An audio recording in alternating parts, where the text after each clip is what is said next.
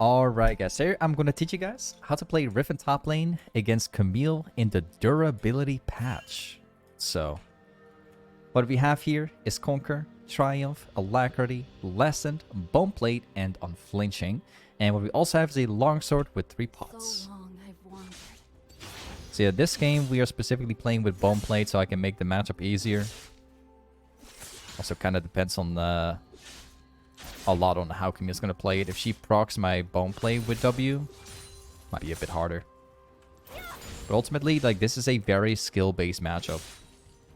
Heavily comes down to like the wave, how you play it, how you trade. This matchup is often very decided based on like how you position the wave. Got the passive. Like, the most tricky thing about Camille is hitting the passive, like actually proccing his passive, and then like not losing the trade. That's one of the harder parts to do it. Dodging Camille's E is also very important, because if it lands, you're going to hard lose the trade.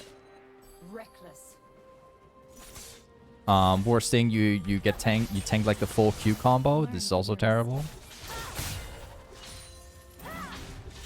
But the best way to like face off Camille is like you wait out Camille's W. So like the moment she hits her W, that's where you charge in with your Q. And then you trade her. That's like the freest way to trade a Camille. And also when she tries to go for a CS, that's where you drop down your short trade basically. Graves is coming top lane. I'm about to get ganked by Graves, so I'm going to ping top. I think we can turn it into a 2v2 and then like probably hard win it. Because we have pressure right now.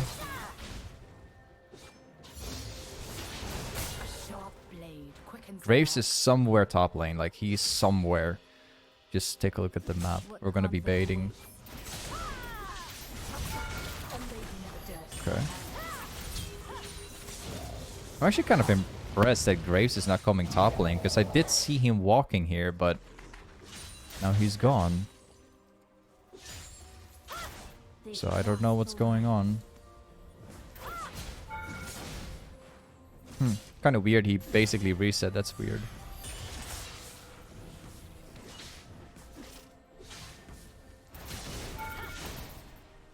I'm gonna shove this next wave because I want Camille to be staying in lane. I might actually be able to burst her if she keeps playing like this.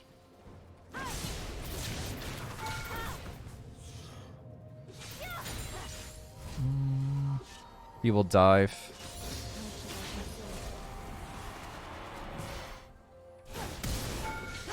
I got her. Like, this matchup, again, it heavily relies on how you position the wave, on how perfect your trade, and how you deal with the Camille W, because ultimately that's what you should worry about the most. Her W, basically, the moment that she hits her W, she gets into this thing that she can't actually jump out of. Like, the W needs to go off, she can't trade you while it goes off. So if you directly jump into that, she can barely do anything. She's just locked in her own W, basically, and that just gives you free trading opportunities. So like, yeah, again, like, it's ultimately it really comes down to like how you trade and stuff. Also with the passive and how you dodge Camille E. That's why it's like such a skill-based matchup. Because there's many things in this matchup that can go wrong if you played wrong, you know. So now we're going to play it safe. I'm going to wait for Graves to show up somewhere on the map. And if that happens, I'll start to play more aggro. But until then, I'll just play very slowly. Maybe I can cheese him here.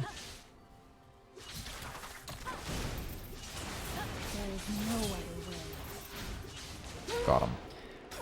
I cancelled his E. I got my level 6. I cancelled his E, and then we get him like that.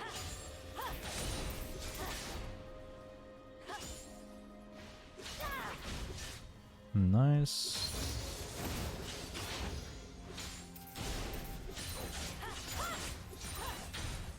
There we go. Let's get some plates.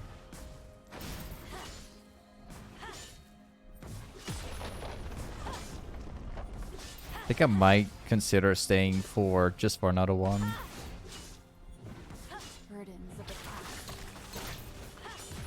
There we go. She cannot trade me here because I got my my W and my E. And we also have a with a small lead on her. We are level 7. This guy's level 5. We can kind of do whatever we want to do here. Now we go back, and we are specifically going to be building Iron Spike. There we go. And now we walk back.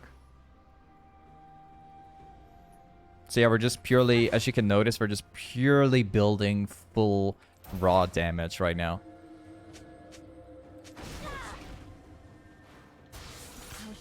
And while we're fighting Camille, we are paying some real close attention to what's going on, like with Graves here. Because if Graves ganks my lane against Camille, you're basically dead.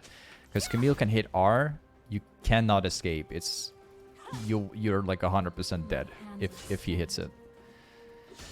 So we have to pay really close attention to see like where Graves is gonna come from. Let's play it safe now.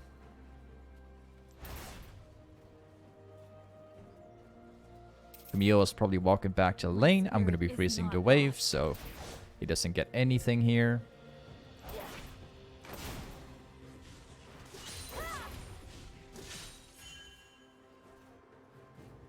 Nice.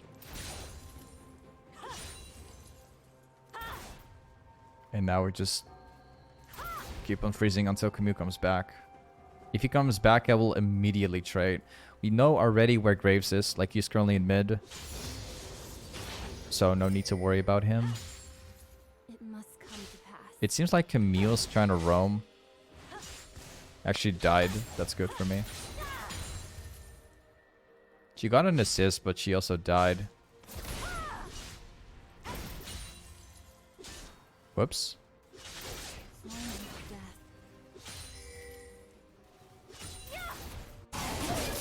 Okay, they get a catch.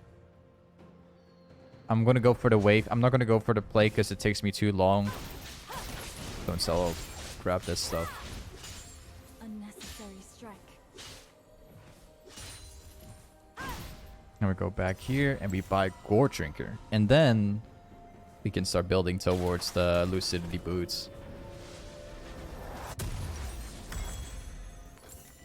Learn from your mistakes. Yeah, so far my bone plate is absolutely useless. Like we've done some real flawless trading, which she barely managed to trade me. So it's not been that useful. I like the unflinching this game though, since they have like a lot of CC.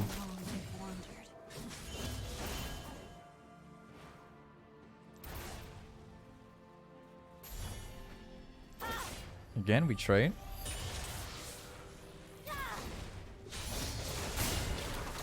Okay.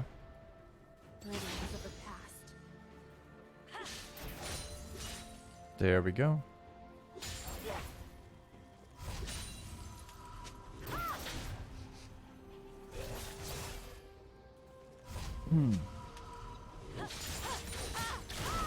Okay, yeah, sure. I think we can die for. I'm gonna ping this one. Gotta be careful about Graves, because he could show up. I'm gonna make sure to let Warwick like tank it up for me. Most importantly for me, I want to stay at full health. Grace is a bot lane.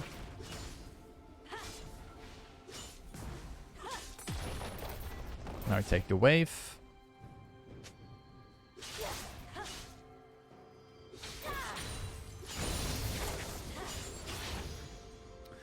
Quick question. Does your QE reset autos? Well, technically, E doesn't. But Q does. Like, if you smash E after hitting an auto, you're not going to auto faster, but Q does. If you Q, it resets the auto, and then you can auto attack again.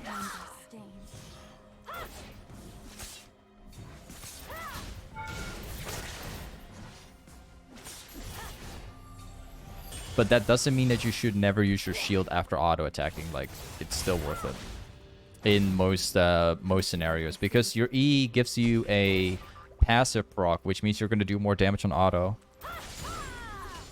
So you're still supposed to like space out your abilities for the passive stacks. Otherwise, you're going to do less damage.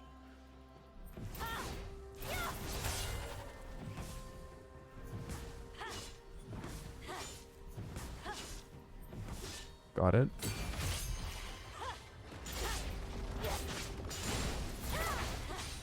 Yeah, a lot of people that play Riven, they tend to forget why Riven does so much damage. And it's not because of the combo, it's because of the passive.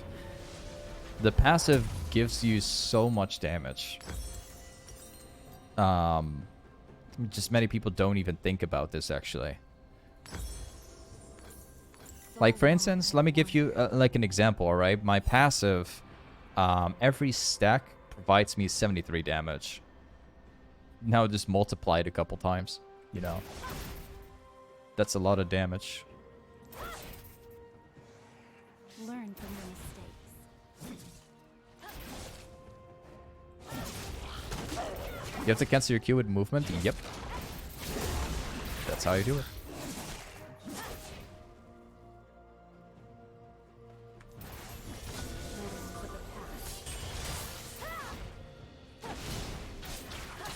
She eats away.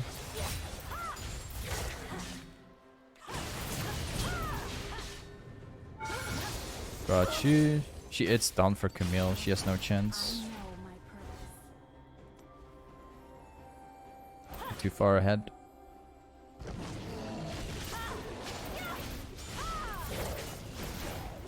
Nice. Let's get before we grab the camp, let's go for the wave so we can actually shove it into tower.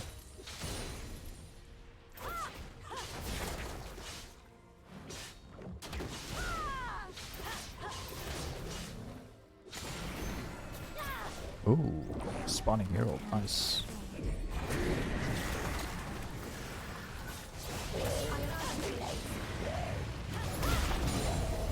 And tower's gone. I'll leave that up to Warwick.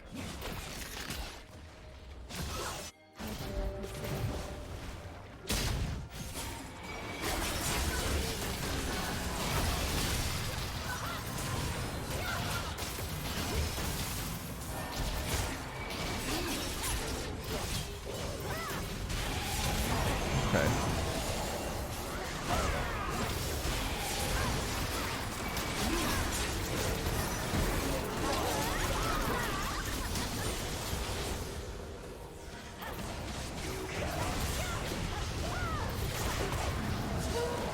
Good.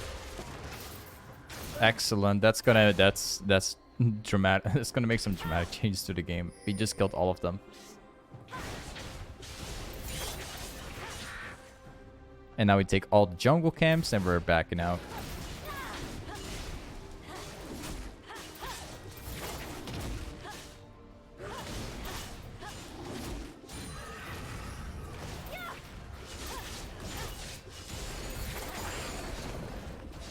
Alright, let's go back.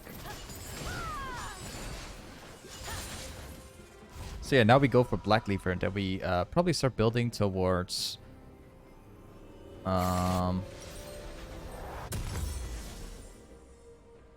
chainsword.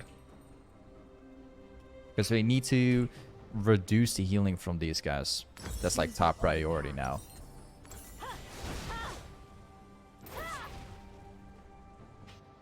It's like Camille has W healing, Grace has healing on Eclipse, Mr. Tune has healing as well. They all have a bunch of healing, so we have to make sure to cut the healing away.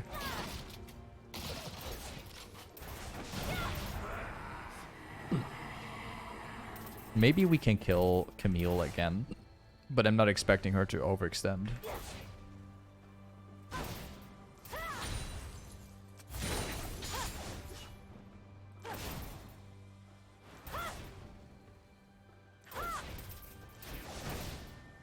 Oh, he's taking this one. Thank you. A sword mirrors its owner. This guy's probably dead.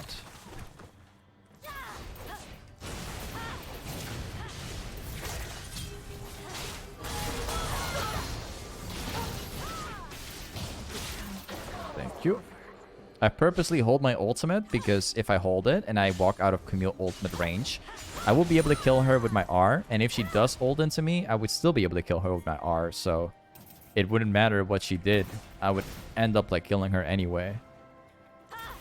Learn from your mistakes.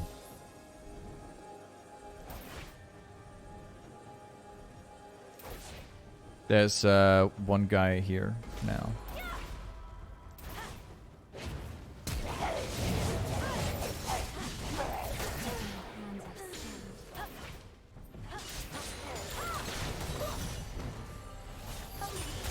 And let's go mid.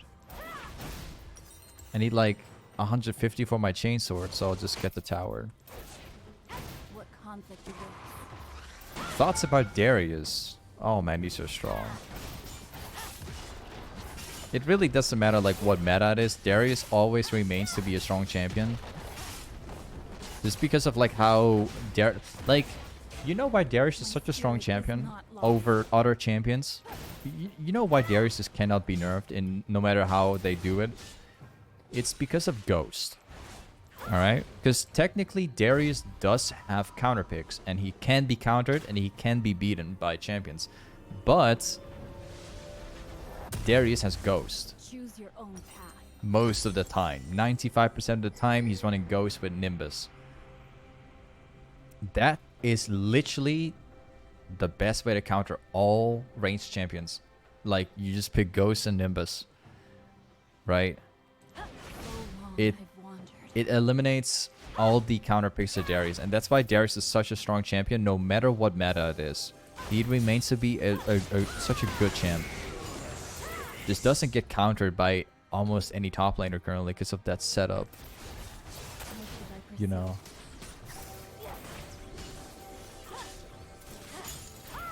If Darius did not have Ghost, like he would be running Ignite or TP, he would never be that strong. But it's just Ghost that does it, which will always remain to be good, because they will never nerf it.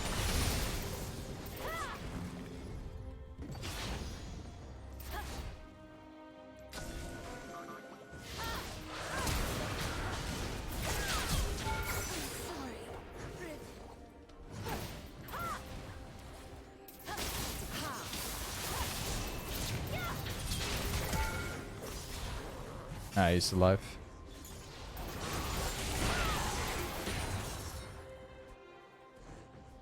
Burdens of the past. Yeah, let's run bot lane. Chill out there, take the wave.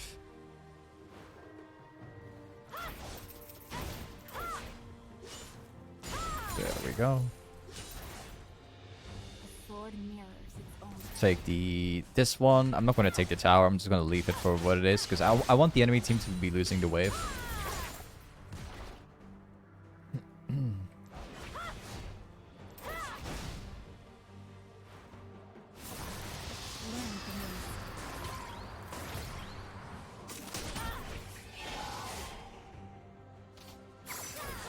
Do they realize I'm right behind them? Oh. Oh man, I was gonna RQ and then kill all of them. That's gonna be such an epic play. Yeah, I wondered, man. Like I thought they didn't realize I was right behind their back. Miss Fortune did know, like she walked to the left. So I thought, you know what, if she walks to the left, I'm sure there's no one here. Well, turns out she was just scared. The whole team was actually there.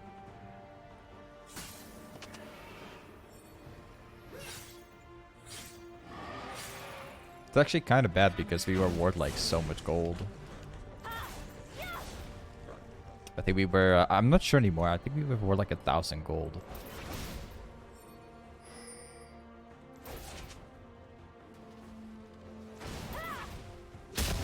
My spirit Let's is get the not rip up.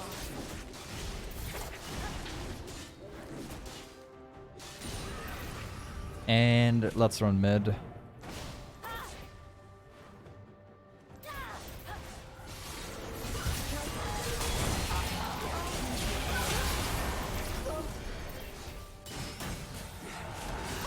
I need my flash. It's like 2 minutes right now.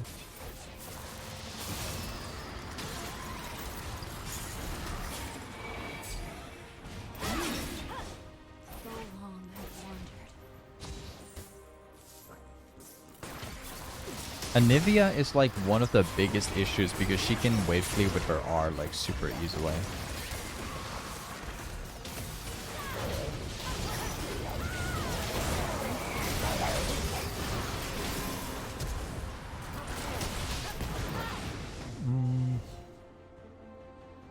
Okay. Well, Katarina wasn't there. It was a 4 against 5. How should I proceed?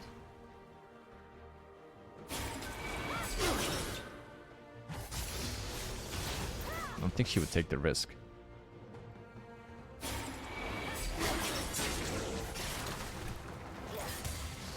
Burdens of the past.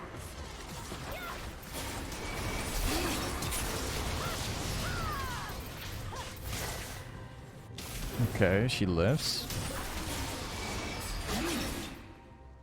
Clean PyQs. What conflict awaits? But I don't think we're gonna make it through it. Like, Anivia will just keep clearing like this.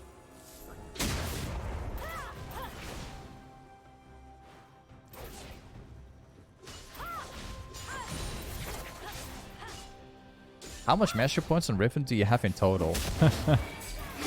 Man, you're asking that question. It's such an interesting question because I played Riven before mastery points even exist. Learn from this. Like, for years. So I have no idea, man. Way too much. With mastery points, I already have millions and millions, but I don't know how much. I have like 9 different accounts, so I have no idea. Never did calculations, but My spirit is not lost. yeah. Either way, I played the champion like already for so long before the point system even arrived. So I don't know.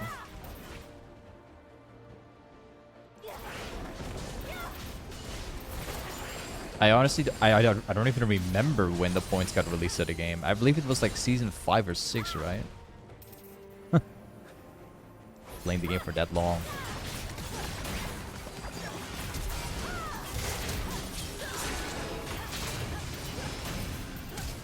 No looking back. Ah, 3 flashes. Wait, what?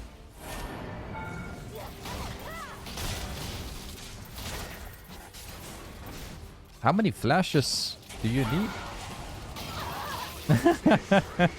I died after this. What? That's like 3 flashes in one fight, man.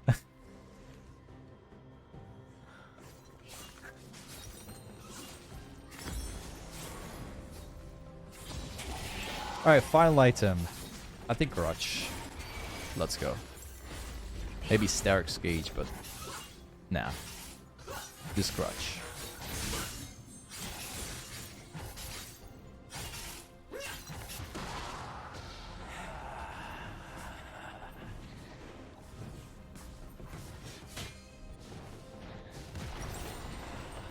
The Baron.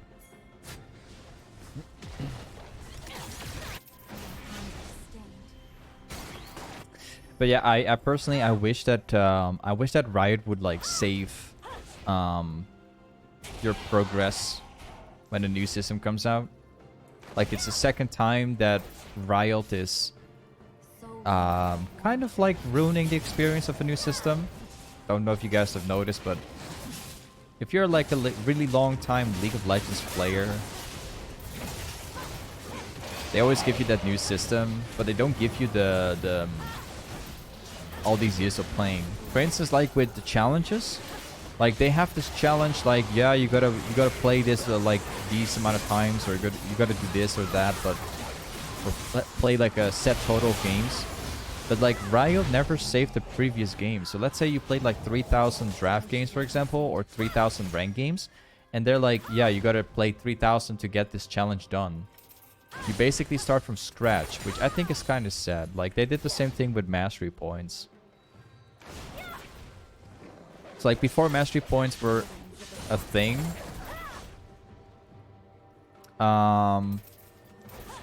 there's people who already played the champion over 2,000, 3,000, maybe even 4,000 times. And they never considered all these games, right? And it was the same thing with the level system. Like, we've been... For new league players, it's... You can't imagine this, but... Back in the day, there was no... level system. Like, you reach level 30, and then you're done. You're settled. And then randomly they add, like, level system. And it sucks that then, like, Riot makes the decision of not, like, making, like, a compensation for people who play for such a long time. Which I just think is kind of sad. Learn from your mistakes. Like, I wonder what level I would have been if I was able to level up since season 1. I really wonder where I would have been right now.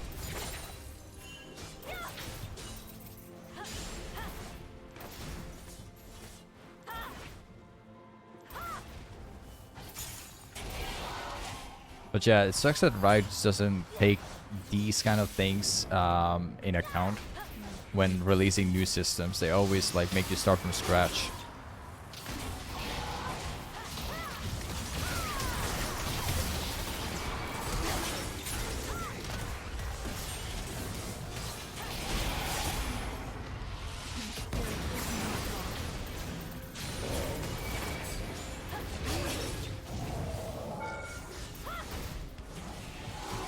Lots of patience.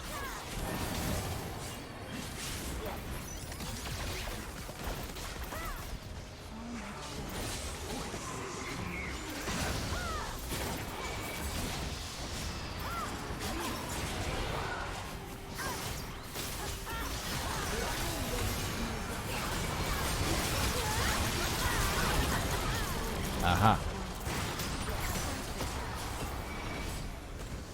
Their team is actually insanely annoying to play against.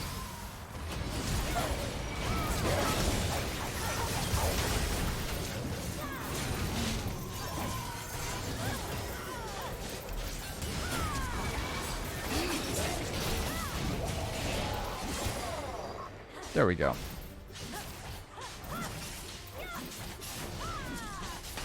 Anyway, guys, this is Riven against Camille in the durability patch. Thank you so much for watching today's video. I'm gonna see you next time. Peace.